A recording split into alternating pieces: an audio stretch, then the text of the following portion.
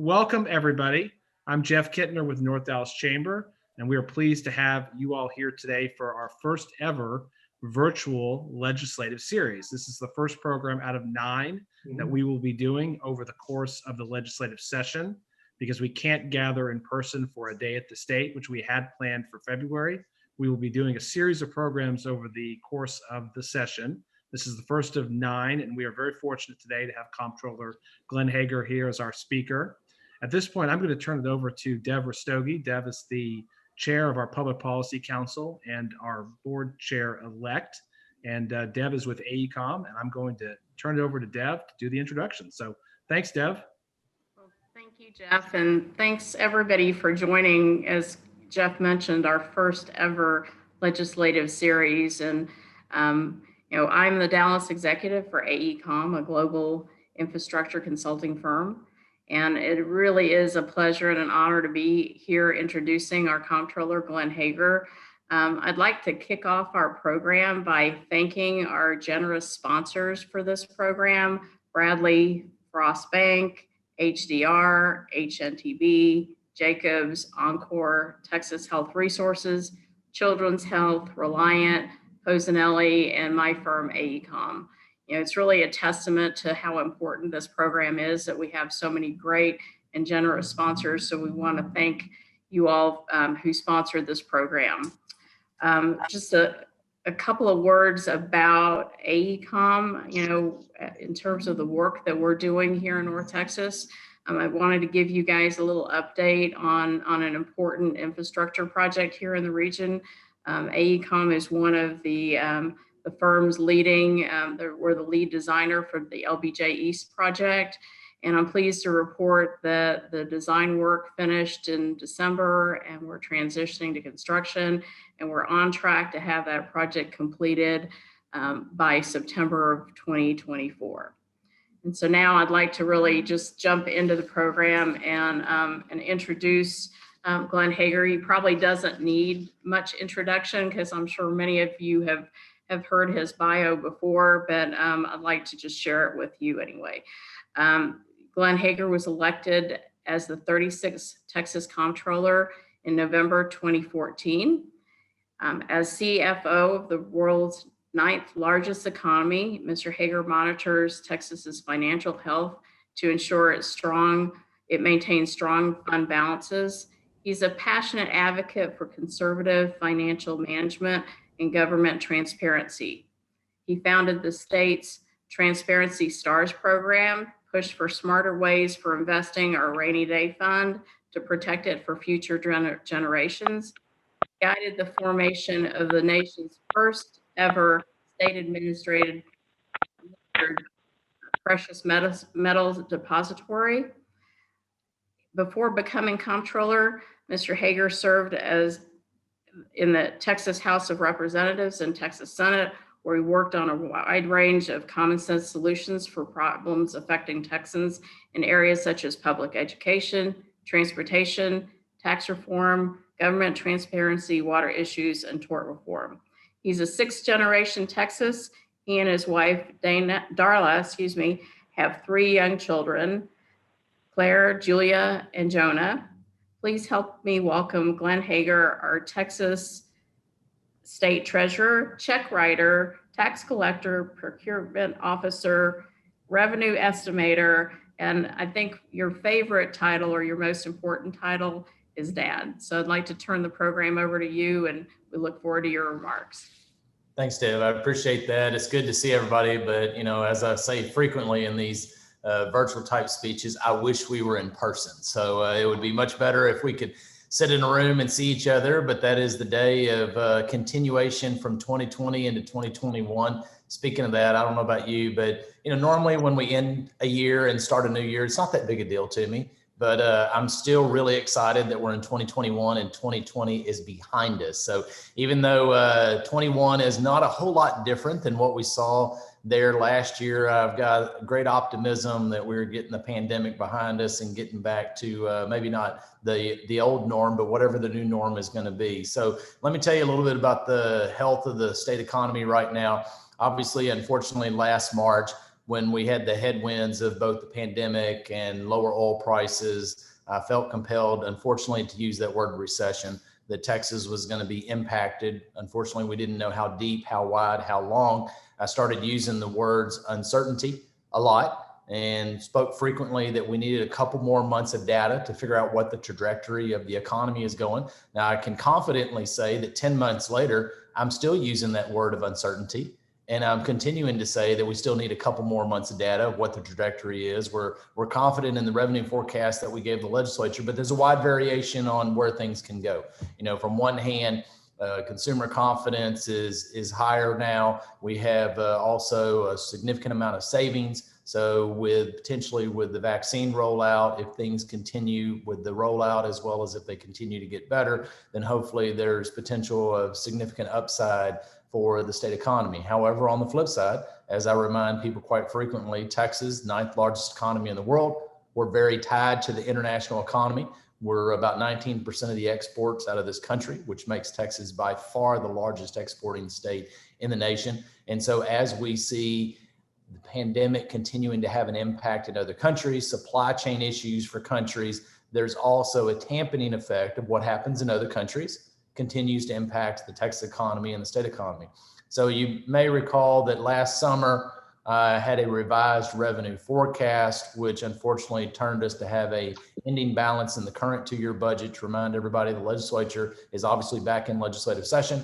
They're going to put the finishing touches on some unpaid expenses in the current 2-year budget that ends at the end of August of this year, as they begin to prepare for the new 2-year budget that starts in September. So when I provided the revenue estimate earlier this year, we had noted that the economy has held up better than we anticipated last summer, which is good news. If you look at the state treasury receipts into the treasury, all revenue streams are extremely important, but of your state budget, about 1/3 is federal dollars, 2/3 is state dollars. And of the state dollar portion, obviously tax collection is the biggest piece. And of all tax collections, sales tax is roughly 60% of all the taxes we collect. So you hear me talk more about sales tax collections than other revenue streams. And again, even though they're all important, but the health of sales tax can have a significant impact on the state treasury up or down in the health.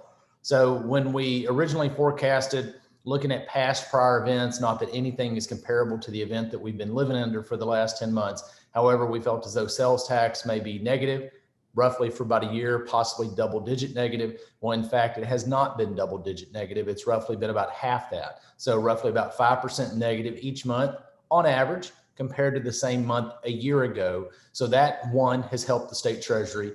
Two, internet sales tax collections. Last legislative session, I'd asked the legislature to implement some legislation. So therefore, you and I that go purchase items on the internet, just the same as if we'd go around the corner and buy something from the local store, from a fairness perspective, that there's not a competitive advantage to those selling on the internet versus those selling around the corner. And so making sure that what we call marketplace providers, which is Amazon, eBay, Wayfair, Etsy, those are some of the larger ones we've heard of. However, there's over 500 that have registered with us. So there's a lot of them out there, but obviously we typically hear the larger ones. They are required to collect and remit sales tax back to the state. And then also what we call remote sellers, those that are selling directly to you and I, the consumers on the internet.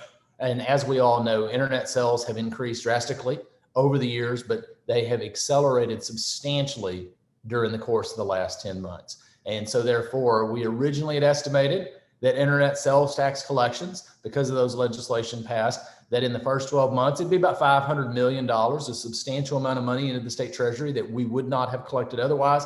However, we were wrong. Instead of 500 million, it was $1.3 billion in the first 12 months. So the health of the trajectory, thankfully, Texas legislature took action. That also means that local communities, local cities, as well as other types of special jurisdictions, those that receive some form of sales tax in that first 12 months also receive roughly another $350 million than they would have otherwise. So I've told the legislature over and over, thank you for taking that action and passing that legislation for that equal playing field, because some other states, they're still not collecting those dollars. And so that's helped. And then also, as you know, Congress has passed several different types of packages. The last one there before Christmas, which made for a nice holiday gift for my staff in revenue estimating, because we had almost had essentially finishing touches on the revenue estimate. But guess what they get to do over Christmas? They got to work. So since Congress had passed the bill, they needed to redo, look at everything. There wasn't substantial changes to the revenue estimate,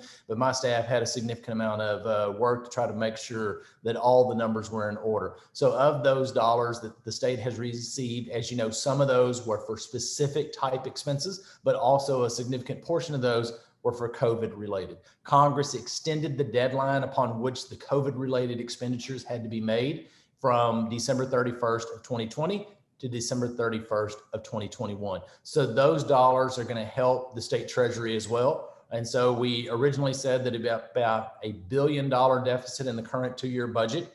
State agencies were asked to reduce their expenditures over the course of the current 2-year biennium.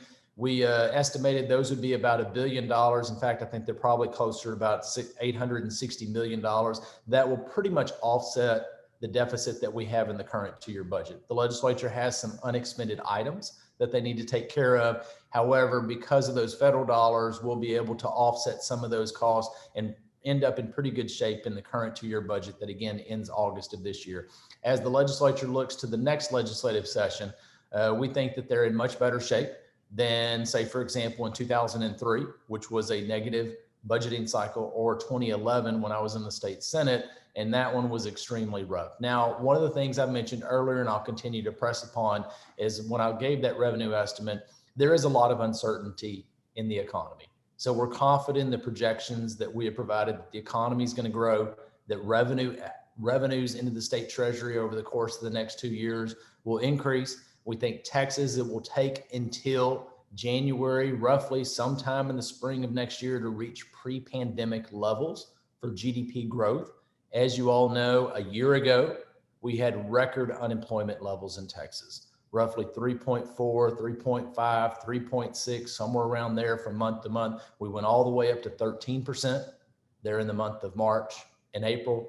We have declined to where somewhere in the high 7s to low 8%. So not near where we were, but a drastic improvement. And so therefore, the point being is the overall trajectory of the economy, we entered into the pandemic in better shape than most other states and most other nations. However, the question becomes, what is going to happen with consumer confidence?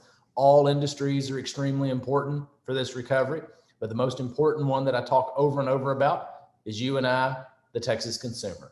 We're a consumption economy, and we've seen over and over that people's reluctance to engage in the economy at times has much to do without a concern and fears than it does with government mandated shutdowns. So whatever we can all do to help our peers and colleagues feel and fellow neighbors feel more confident in the economy is going to be extremely important.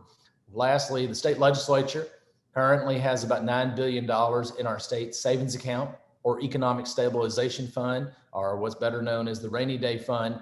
That fund, if they do not touch it, will have roughly about $11.5 billion in it come this time 2 years. So one of the questions I get frequently, do you think the legislature will use the state savings account? Obviously, it is there for an economic downturn. However, if the projections we have hold true, if the dollars that we've received are able to, some of those be utilized in the current 2-year budget as it appears, it looks as though the next 2-year budget cycle, though the legislature will have to make tough decisions, is in much better shape than we had originally anticipated. So, whether they use some of those dollars is yet to be seen. People ask me, are you going to give a revised revenue forecast? I typically say when something substantially occurs to impact the state treasury, then we're going to update the legislature and the public. So from a timeline perspective, if there's going to be a revision or update, I'll need to do that towards the back end of April to roughly the beginning of May, because that will enable the legislature timeline to make any type of budgetary adjustments that may be necessary. So how about I'll stop there, open it up for questions, comments, complaints, and we'll see how the program goes from there. Thanks very much, Comptroller. That was great. That's a very helpful update. And I think a lot of us, when we saw the revenue budget that you released a couple weeks ago, we all thought it was rosier than we had anticipated. So that was a great relief to many of us, and we were very thankful to have you here and serving in this role. I'm going to kick us off with a couple of questions, and then do want to open this up to audience Q&A. So if you've got a question for the comptroller, please post it in the chat or send it to me privately, and we'll call on you to ask that. So to kick this off, the House and Senate recently released their baseline budgets. How do those look to you as a jumping off point? And of course, we've got Representative John Turner here, but you are also a legislator. How do you anticipate the budgeting process working there? Yeah, so one of the important things for me is serving in the legislature for 12 different years, 4 in the House, 8 in the Senate, went through 2003 legislative session. I went through the 2011 session. I think it's extremely important. 2 words I use: manage expectations. I use those words quite frequently, trying to forecast out, even though, we couldn't give a revenue estimate number until the day before session, in part because what if something changes that we had not anticipated? What if something around the world drastically may change some type of revenue stream? And so therefore, but it was important to start projecting out that things looked better than we had anticipated, which is really good news. The economy's held up better than we anticipated, even though, as I mentioned, some revenue streams like sales tax is only single-digit decrease from month to month. However, others like occupancy taxes from hotels, as well as severance tax collections, they continue to be double-digit down.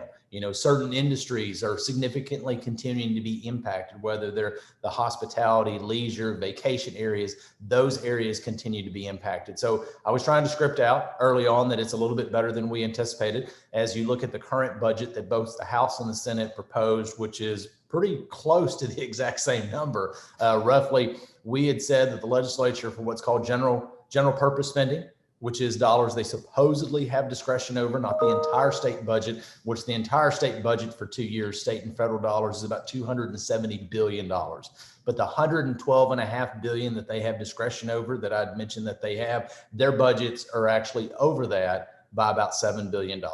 Now, say, well, how are they going to close that gap? Well, part of that is a reduction in state expenses that I mentioned already, that almost $1 billion. Also federal dollars that we can utilize instead of some state expenditures, which are going to help. And then lastly, do they use economic stabilization fund money? Does the economy continue to get hopefully better than I anticipated when I laid out the revenue estimate? Or are there other dollars that Congress, as we know, the Biden administration is talking about doing some type of additional federal stimulus package, but we have not taken that into account. Why? Because we don't know exactly what form that will look at. Even though it seemed pretty confident that the Congress was going to do something by the end of the year, most people felt, oh, they'll get something done in September. It didn't happen.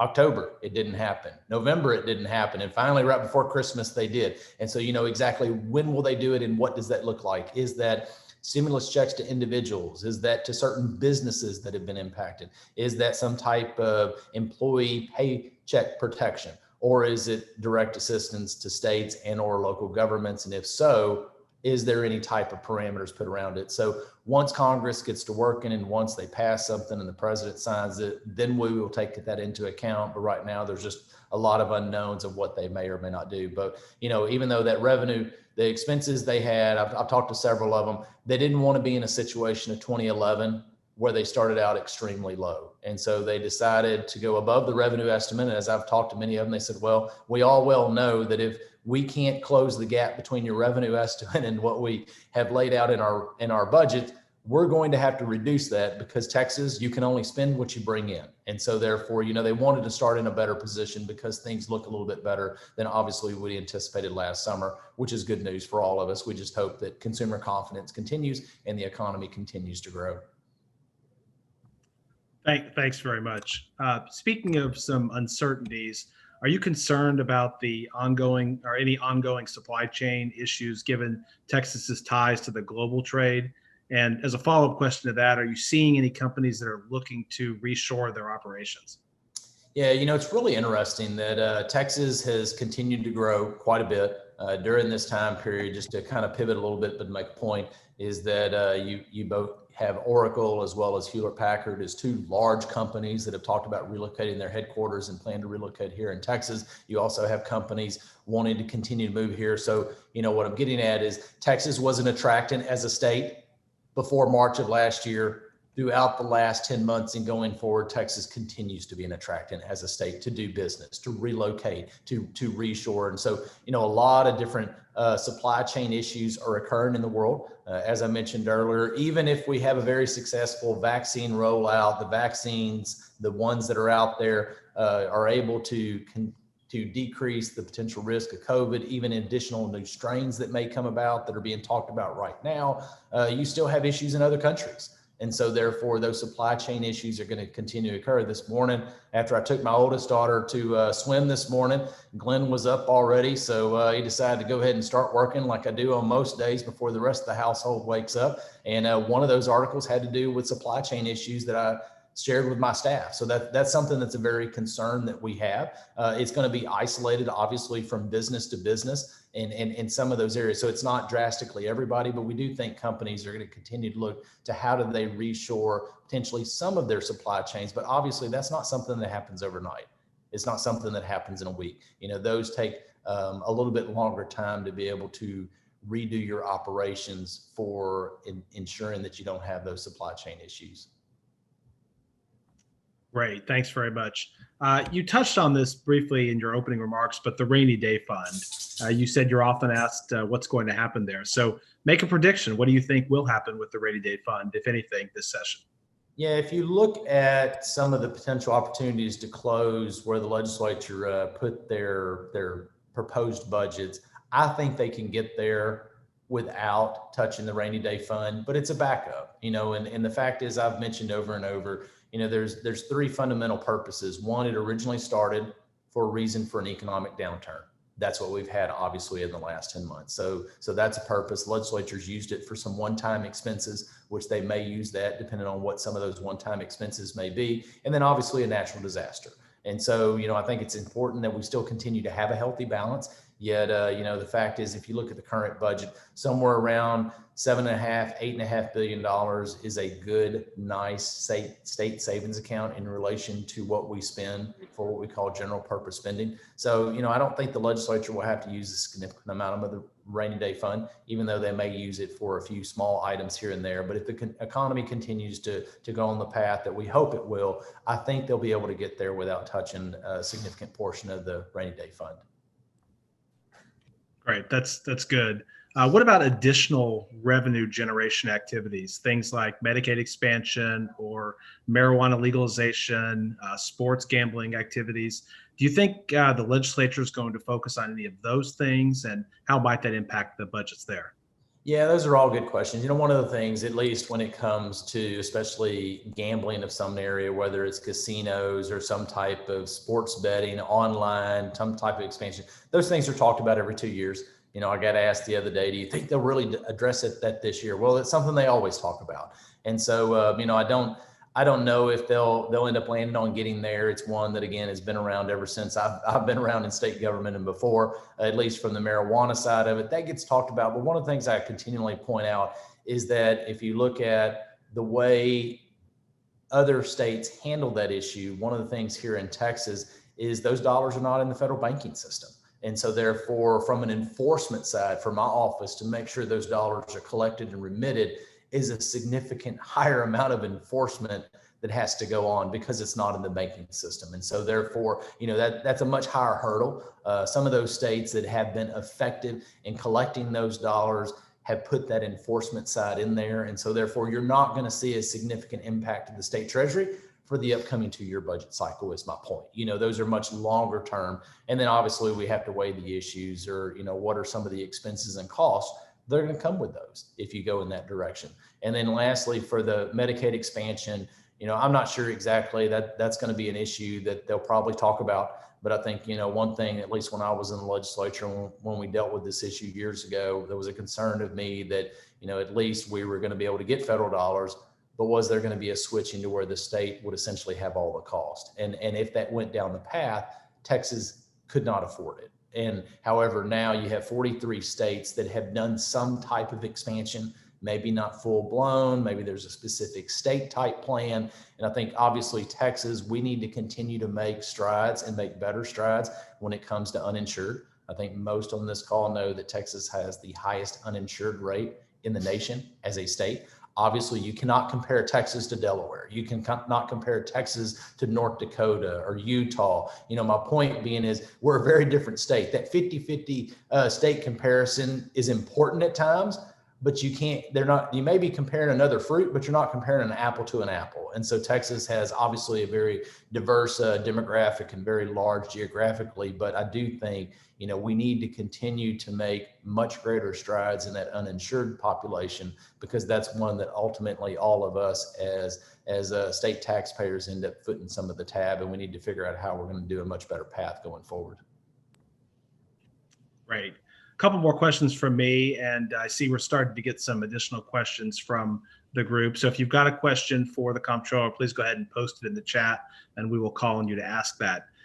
Comptroller, what are you seeing on the real estate side? How are the real estate markets looking, and how is residential versus commercial demand holding up? And are you concerned about property tax revenues for school funding? So on the residential side, let's talk about that one first. Supply is very short. If you look at the Metroplex, you're talking about roughly a month's supply, if even. If you're looking at the Austin area, you're talking about a couple weeks, three weeks at most. In some other areas of states, it's a little longer, but when we've had not as much building has occurred because people were not able to go to work during the shutdown portion. Then number two, while interest rates were low, people were looking to buy. You may not have as number of people viewing, but those that are in the market are very serious, and people continue to move to the state of Texas. So, we still have some supply chain issues when it talks to construction materials. And so therefore it's a little bit of a concern of me that we don't have quite the supply that we need, and that pressurization that we have normally seen in the property tax system from evaluation is probably as greater than it has been in the past, just because the demand for the few homes that are actually out there. And then if you look at retail and commercial, I think commercial is probably the more interesting one, in part because what do businesses do? Somebody had asked me on an earlier speech is, do I think that we as the Comptroller's office will go back to what we were before the month of March? Now, actually, no, we won't go back exactly to the same footprint that we've had before, but we're certainly not going to have the footprint that we do now, where we're still continuing to essentially telework. So there's going to be some combination. I think it's going to be interesting as businesses try to figure out what is that right size. Do we still use the same footprint, just not as number of employees? Smaller businesses, the growth here in the state of Texas, obviously that commercial side is not going to grow like it had over the course of the last several years in construction. However, it doesn't seem as though there'll be a weakness like there is in other states that are really redefining what that downtown center is in New York and LA, Chicago. So they're not the attractant like Texas is, which will be an absorber for even if we do reduce footprints. And then the retail side, obviously there's going to continue to be a disruption in the retail side in retail centers that we have seen over the years, but unfortunately the pandemic accelerated drastically. And so one of the things that is a nice shock absorber for the state of Texas for all those markets is we continue to still be an attractant as a state for people that want to move here and do business in Texas. Last question for me. And this will be a shameless plug for our Energy Forum, which is coming up on Friday with Rob Kaplan, the president and CEO of the Dallas Fed, and Todd Staples with Texoga. And hope to see many of you there. I'll put a link for that in the chat to sign up. But Comptroller, what are you envisioning for the energy sector? Do you think there'll be a rebound there? Yeah, I think there will be a rebound. That industry has been resilient for decades. There's an old saying in the industry, Lord, if you could just give me one more boom, I won't waste it. And so, there's been constant booms and busts in the industry. There is a reshuffling, obviously, within the industry. We had seen a slight weakening already in the production side before last March, and that's just principally because companies were having a harder time on the production side getting refinancing from banks and or private equity dollars. And so we do see a recovery in the industry. There's going to continue to be a shakeup per se in who the players are, but Texas is a very prime location for the oil and gas industry. It's an extremely important part of our economy, and I'm firmly convinced it will continue to be a large part of our economic portfolio for quite some time. Thanks very much. And let's stick on the topic of energy for our first question from the audience. Nasser Abasad with Civil Associates. Nasser, do you want to unmute and ask your question? Yes, sir. Thank you. Mr. Hegar, the West Texas crude prices have been increasing recently, and I know it's very volatile, but what percentage of the state economy is dependent on oil or energy? And I heard, I guess, rumors or when we set the anticipated income stream, that was set at what was anticipated as a per dollar barrel.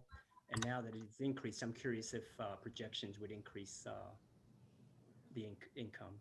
Yeah, so really important from I'll say first for the income side of the state of Texas, it's one, the price is extremely important per barrel or for natural gas as well, but also equally important is production volume. Now, we think production volume will continue to increase slightly this year, but not ratchet up significantly because, say, for example, you and I, the consumers, we're not driving as much as we used to. Also, if you look from an international travel standpoint, use a point about people in airplanes. I never followed how many people fly in an airplane on a given day in the U.S. Little did I know before the headwinds of the pandemic and lower oil prices, used to have about 2.3 million people on a given day here in the United States fly on average. Now that decreased drastically, obviously there in the months of March and the beginning of April, were only 90,000 a day at one point. Increased to a little over 1 million, both over Thanksgiving as well as Christmas. We're around a little less than 800,000. So, the point being is it's improved, but it's nowhere near the 2.3 million people. And then multiply that around the world. So from a supply demand issue, as well as a demand issue, we don't think production is going to drastically increase. It'll slightly increase, as well as production. The price per oil will continue to slowly recover, but then something drastically could happen. It is a very volatile industry for price, that is, whether OPEC or Saudi Arabia decides to drastically cut production, which they could cause a significant increase in volume of price. If that does, then that will help the outlook of the state treasury. Now, with saying that it'll help the outlook of the state treasury, from a severance tax perspective, that doesn't impact what the legislature has to spend overall. And the reason being is because the bulk of those dollars goes to our state savings account. And if it has enough money as a threshold level in it of how much it needs to maintain, then an equal amount goes to fund transportation. And so, what I'm getting at, it's important to the overall health of the state treasury, but it's not one that we rely on every single day from funding basic elements of government, thankfully. And so therefore, but it does, if that industry grows quicker, then obviously the sales tax portion is an important additive to the state treasury. And then as a percentage of the state economy, I would say roughly, obviously it depends on the up and downs of the year, but probably around 8% up to 10% is the overall impact directly from that industry sector. So that industry sector is not to the level of what it was in the 1980s. We're a much more diverse economy. However, a healthy oil and gas industry is extremely important for the state. Thanks, Nasser, for that question. And let's stay on the topic of energy and oil and gas. And we've got a question from our former board chair, Ramon Miguez with HCR. Ramon, do you want to unmute and ask your question? Sure. So you may have answered this question already, but just kind of a point of clarification. You mentioned in your remarks, if I heard you correctly, that Texas represents 19% of total U.S. exports. I presume, obviously, that's in dollars. What percentage of that is oil and gas? Yeah, a large percentage of that is actually oil and gas. And so if you look at our overall exports, the dollar amount has obviously gone down in the last 10 months, like it had actually there in 2015 and 16, when we had a contraction in the oil and gas industry as well as the manufacturing industry. So a large percentage of that is oil and gas. That's correct. Thanks very much. Shifting topics a little bit, I'd like to recognize our incoming board chair, Tina Young with MarketWave. Tina has got a question. Tina, do you want to unmute and ask your question? Yes, Mr. Hegar, thank you for your time today. And as a native Texan, I really thank you and your colleagues for serving our state so well. My question speaks to sort of the diversification of industry that we have in Texas and what will help drive our recovery. So can you mention maybe a few industry sectors that you think are going to drive us, back to the great days pre-pandemic? And are we more diversified in our revenue streams than we were, say, a decade ago in the state? Yeah, I mean, we're definitely more diversified than we were in the 1980s, without a doubt, when Texas was extremely predominantly an oil and gas state. You know, if you look at 15 and 16, for example, when we had specifically an impact to oil and manufacturing there in the Metroplex, mostly y'all didn't even recognize a downturn in those two industry sectors. You know, the Metroplex is not as heavily dependent on those. Now there's still some interplay, but not to what it was before. The Austin area, what impact to oil and gas? Now, if you're in the Houston area, obviously a much more impact locally, significant more impact as an economic region, or the Permian Basin or the Eagle Ford Shale. So if you look back in the 1980s, when we were so much more an oil and gas state, it's hard to imagine that Texas, if you look at what is the biggest industry that has an impact to the overall state GDP, it's really the financial sector, whether that's banking, real estate, insurance. That's about 15% of our state economy, which is hard to imagine. Most people wouldn't even begin to imagine that. Manufacturing is still a very large piece of our state economy. I did a tour of manufacturing about 4 years ago, in part because not the last presidential election, but the one before, there was a lot of discussion about international trade, whether manufacturing would ever come back to the United States. And in fact, we had a continued expansion of manufacturing here in the state of Texas. Now, while jobs had decreased roughly about 19% over the last decade or two, prior to that, GDP output had actually increased 20%. And then especially if you look at the more technologically advanced portions, advanced industries of manufacturing, GDP output had went up about 86% during that time period. And so, you know, my point being is that's still a very critical component of this state economy, where most people didn't realize that it was. And so if you're in your rural areas, obviously agriculture is extremely important. You know, I grew up in that industry. I likely tell people that we have three things in common. You know, we're born, we died, and what do we do in between? We eat. So we all have to have those portions of our economy. Also, as the tax collector, I remind people that we're born, we die, and what do we do in between? Pay taxes. And so thank you for y'all that do that. That helps balance the state treasury as your state tax collector. So really all of these different pieces are extremely important. You know, construction jobs, one of the things I mentioned earlier, somebody was asking about oil and gas. You know, I disagree with the current administration with the Keystone Pipeline. I mean, that's 11,000 jobs, construction jobs that are extremely important in those economic regions. And those construction jobs are extremely vital to any economy. And so there's a lot of different pieces that I think are extremely important. And, you know, one of the things I talk about fundamentally over and over and over, as Texas gains roughly 1,000 people a day, that's hard to imagine. Think about that, 1,000 people a day when you wake up, additional in the state. Half of that natural growth, half of that are people who move here either from the other 49 states or internationally. And so we need to make sure we continue to have our water infrastructure, our road infrastructure, those basic essential pieces. And those are good jobs that are in the economy. Thank you. Okay, next question is from one of the architects of this particular program, Amanda Rockow with UT Dallas. Amanda, do you want to unmute and ask your questions? Amanda normally would be in Austin really for the entire session. So we're glad to have Amanda here today with us. I do miss Austin, right? Hi, Comptroller. So I just wondered, the supplemental bill and some of those must happens that are always those first things right when the legislature convenes that have to come out of the chute, of ways that they didn't get to spend all the money that they need to spend in this coming biennium. What are those big drivers, and what are sort of the estimates from your perspective of how much each of those will take up? So the biggest one is going to be Medicaid. You know, whenever the legislature puts a budget together, the two biggest pieces of the state budget is public education and Medicaid. And so obviously when you're taking a revenue forecast, likewise, an expenditure forecast is what they're putting together that starts several months later and then ends 2 years after that, you're always going to have some adjustments. So say, for example, one of the reasons our forecast was better in January than we anticipated last year, one, as I mentioned, revenue streams were higher, but also from a foundation school program, public education costs was about $460 million less for the state than we'd anticipated last summer. Now that has to do with property valuation and what we pay on the local side, but likewise, you typically have a little bit more Medicaid cost. And so the bulk of that 1.5 billion is what we're estimating now, which will be the supplemental appropriation they'll need to continue to pay the services to get through August. The bulk of that is going to be Medicaid. There's a few other expenses, but the bulk of it is going to be Medicaid. Comptroller, let me ask a follow-up question. You also mentioned public education. HB3 last session, that was a very important initiative that many people on this call were involved in getting passed. How do you think HB3 will be funded during this next biennium? And is that built into your forecast as well, full funding of HB3?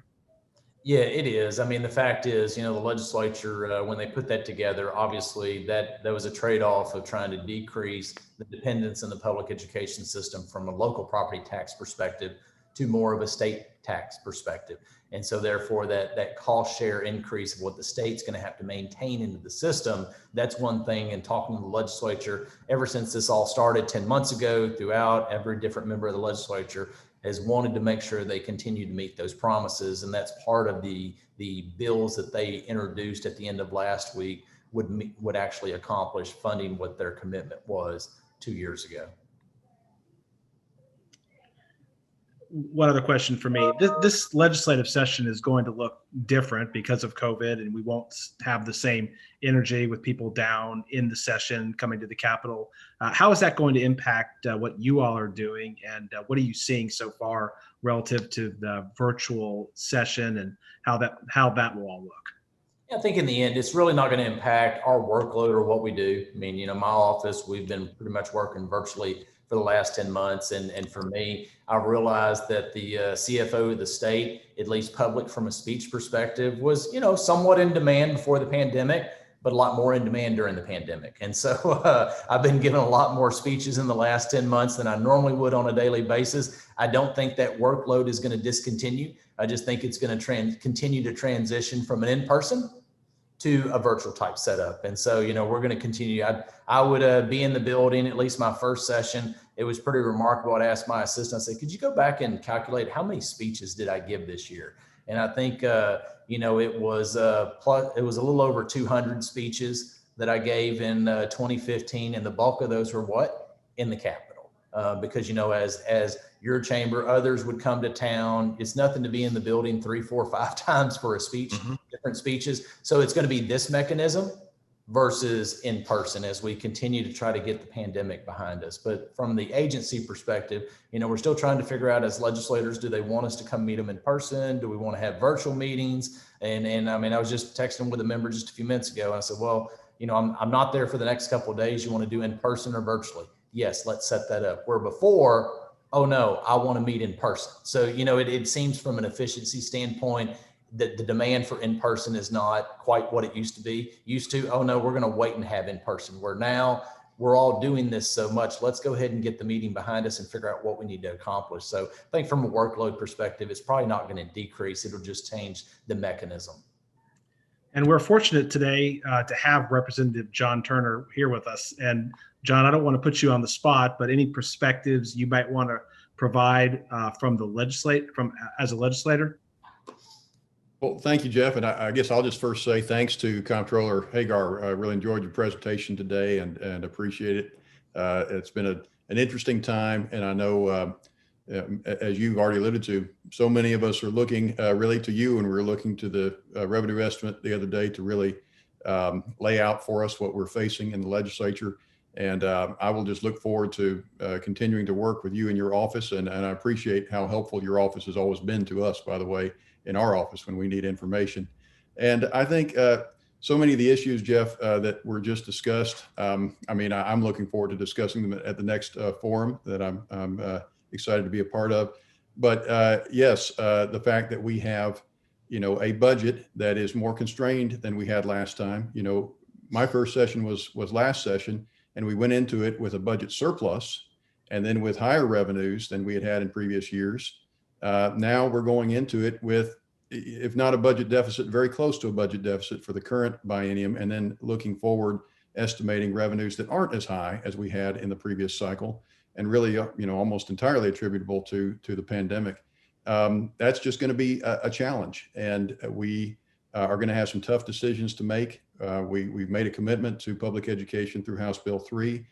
We want to sustain that and follow through on it, but that leaves a lot of very difficult decisions in the areas related to health and human services and higher education and other areas, and then questions about the rainy day fund and other potential sources of additional revenue through federal dollars and other things. So it's going to be an interesting budget session. Still a lot of questions to be resolved, but it's starting to take shape, and I just look forward to continuing that discussion as we go forward.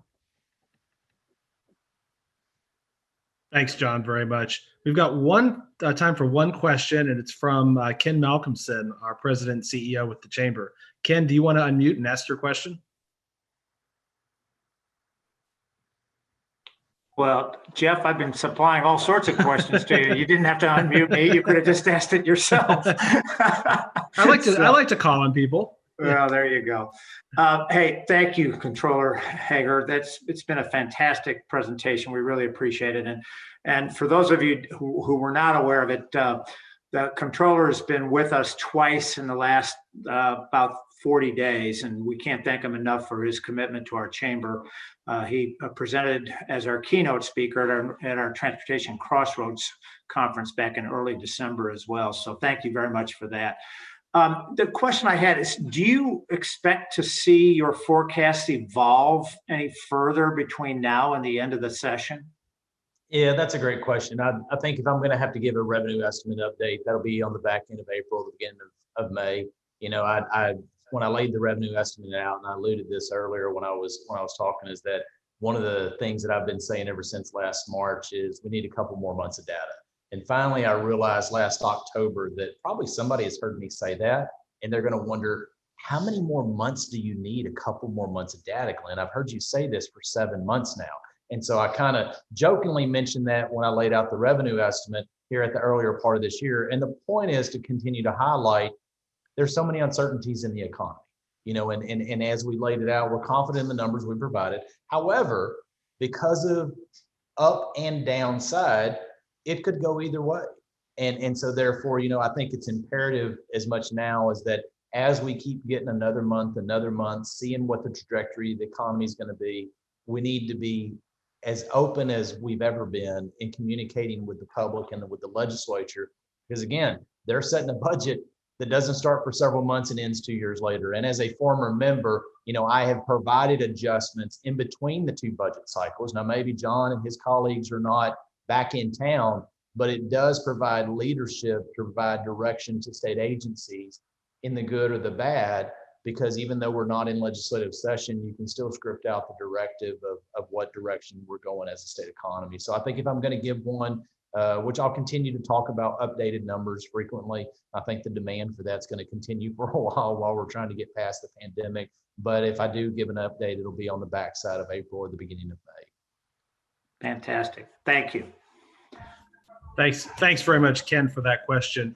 We've got time for one real quick question, Comptroller. What advice would you give to business leaders like those on this call, things that they can be doing during the session and during the next 2 years to help the Texas economy in ways that we may not already be doing so? Well, I think one, everybody's doing it. They're continuing to invest in Texas and invest in the people of the state of Texas to make sure Texas is a great place to do business. I think we all, are continuing to do our part. I think we can all do a little bit better to instill confidence in others, to continue to engage in the economy. And then lastly, I think it's extremely important, not just during legislative session, but when we're not in legislative session, continue to visit with legislators. The one thing that I have impressed upon over and over again, when somebody gets in the legislature, you think, oh, well, they're a new member, they don't have much impact. Well, that person in 2 or 4 years can be the chair. They might be the speaker. They might be in a statewide office. I mean, those people are the future leaders. They are leaders of the state of Texas. And, I've learned that I've been doing this long enough. I appreciate additional contacts in my phone, but I've got enough of them right now. Normally a new member, they're looking for more contacts, so you can become their best friend. And that is the time and the place to become their best friend. And like anything, whether it's in business, whether it's in relationships, are extremely important. And relationships with legislators, and don't forget their staff. Staff are the ones that make the world go round, whether it's in my agency. I can't speak for John, but I assume he'll bob his head that yes, his staff is the one that makes his office go around.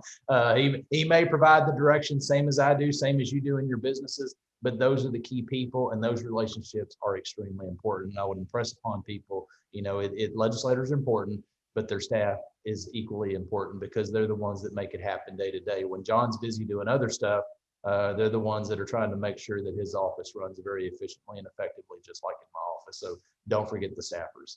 And to that point, Comptroller, thank you so much to Chris and Kim and everybody on your team for making this very easy to do. And of course, John, thanks to Brenda and the rest of your team as well for everything that they do to make our lives much easier. So thank you all very much. With that, Comptroller, this was outstanding. We really appreciate you being a part of this discussion. I'm going to turn the program back over to Dev Rastogi, who will close us out. Jeff, and thanks, Comptroller. I mean, as many people have said, this is an excellent program, and just the insight that you offer into the numbers, you make it sound so easy. And we know it's not easy to do the analysis that you do, and the information that you provide. And again, thank you for being with us so often. As we look at those updates, we may be calling on you again to share those further insights with us. We're so excited to have John Turner coming up in our next program. Again, this legislative series is going to happen on Mondays, every Monday for the next 9 weeks at 2 o'clock. So please save the date on your calendar. We've got many of the programs filled out. I think that in addition, Jeff's put a lot of good information in the chat. The Energy Forum that's coming up on Friday is going to be an excellent program. And so again, we're so happy to have great attendance at these, and we look forward to seeing you again at future programs. And I think what we'll do is we'll leave the program going for a little while in case anybody wants to try to network virtually. Thank you so much, Deb. I did go ahead and post the link for our program number 2 in this legislative series with John Turner, our state representative for Texas House District 114. So please sign up for that if you'd like to participate in that program. We've got others coming up in the session, including State Senator Nathan Johnson with Steve Lubb of the DFW Hospital Council talking about Medicaid expansion. We also have Texas Tribune's Ross Ramsey, who will be speaking, as well as Bennett Sandlin from TML. And we're working on a couple other programs as well, but plan on being here every other Monday, at 2 p.m., where we'll be conducting our legislative series. And once again, want to thank our sponsors, AECOM, Bradley, Frostbank, HDR, HNTV, Jacobs Engineering, Encore, Texas Health, Children's Health, Reliant, and Polsinelli. Thanks again to Comptroller Hegar for participating, and Chris and the rest of the team on his end. Thanks to Representative Turner. We'll look forward to seeing you in this capacity in 2 weeks.